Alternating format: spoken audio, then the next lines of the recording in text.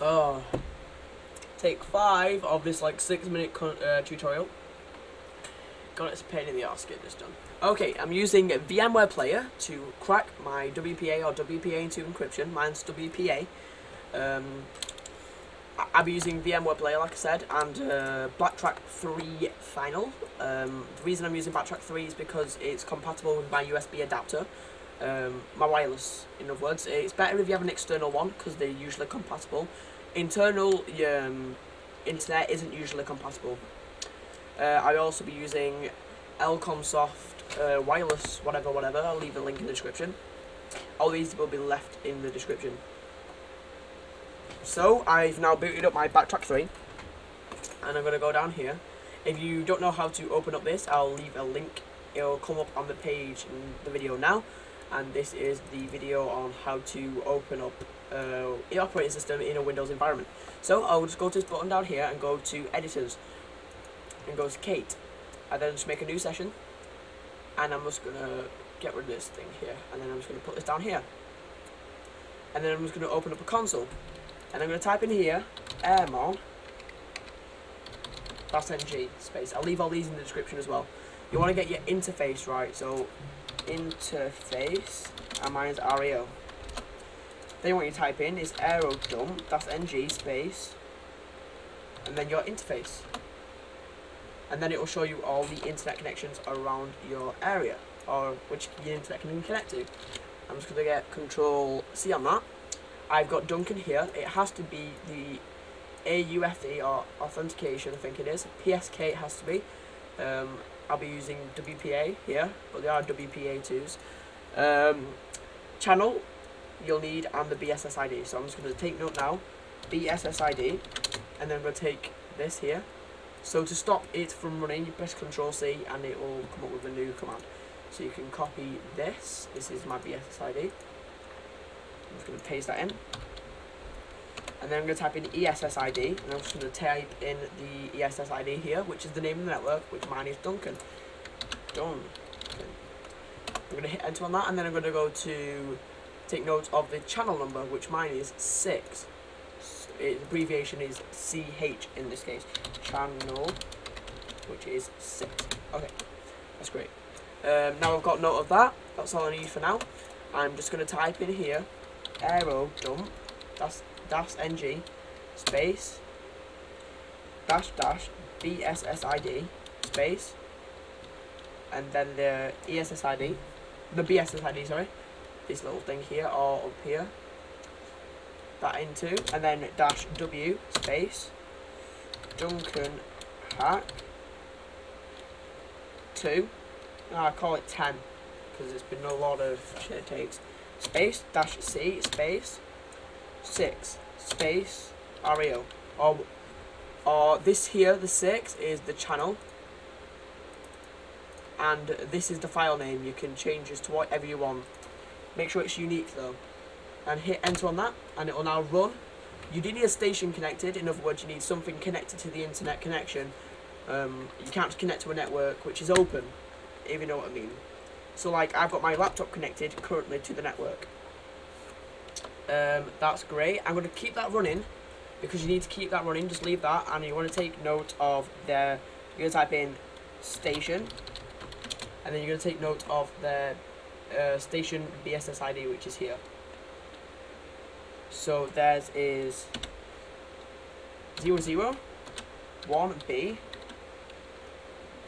77 4D AOOC. Now you've got that information. You now type in air ePlay, or like AI replay -ng space -0 space 1 space -A space, and then the BSSID space, and then -C space the station, or the MAC address of the network on the station on the network. God, we got there. Space, and then your adapter, REO in my case.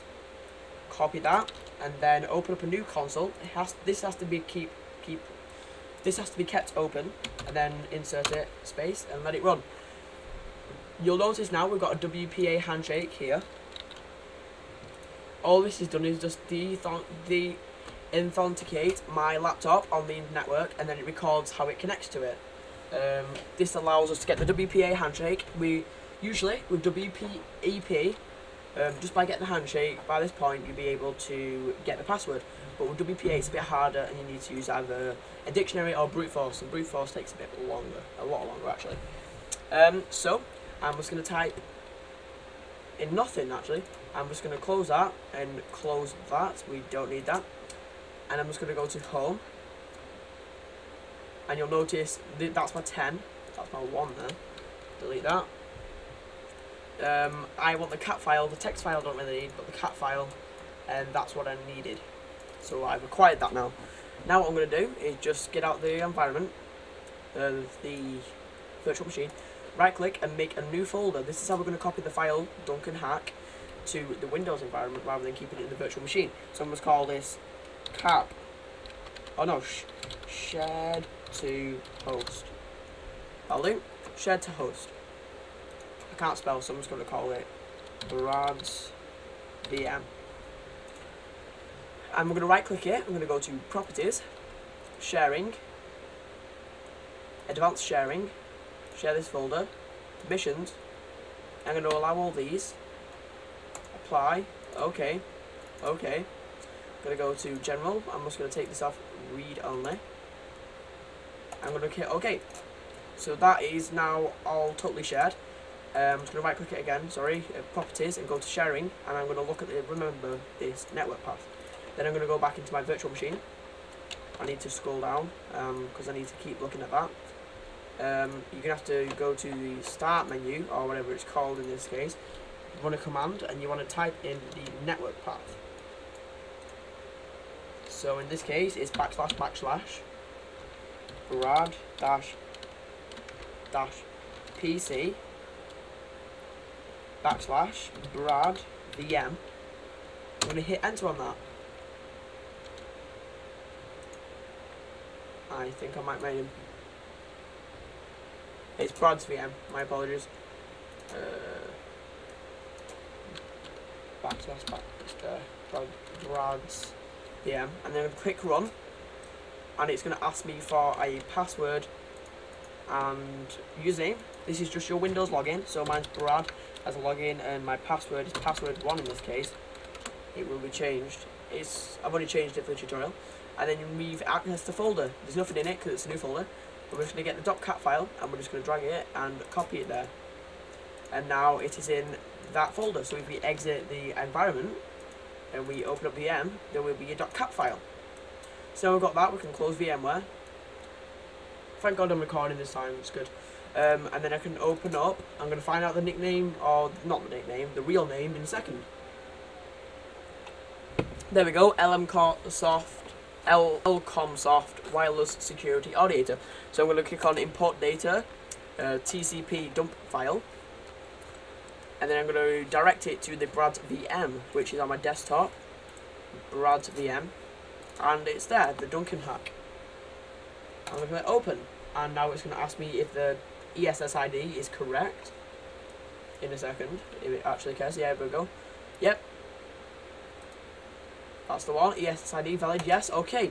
And then we've got that in there. Now I want to go to options, dictionary options. You can select a word list. I've got a few here. It's actually got a dictionary, but I don't know where it is. I don't think it was in this one.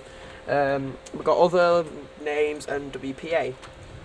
These ones aren't included either. Just search for word lists or WPA word lists. They're usually the best. I've got my own here because mine's a bit of a unique password. It's my phone number, which I probably will be covering in. It's here. I'll be clicking OK. I go to options, password mutations, and you can change all these. So, for example, if it was a list of names like Catherine with no capital letters, just a list of them. Case mutation means, in other words, it will change the capital letters and making them capitals and small and everything, just mess around with it. You've got speed and efficiency, so speed will be the fastest, but it won't be that thorough. You've got efficiency, which will be a lot slower, but a lot more thorough. Considering the amount of passwords, I'd probably only use speed. I wouldn't go for efficiency, unless you got a really beastly PC. But I don't need to use them. And then once you've done it, you've set it all up, you just go to start attack and it will find the password after ages. That obviously there was only one password in that text file, so it's obviously going to take that's really quick because it's the first password in there. It's only a text file with that in. So I'm just clicking OK, and then we have the password, and then we can just simply hit that in. But I'm now connected to the club VMware, and that is how you crack WPA or WPA2 encryption. Thanks for watching.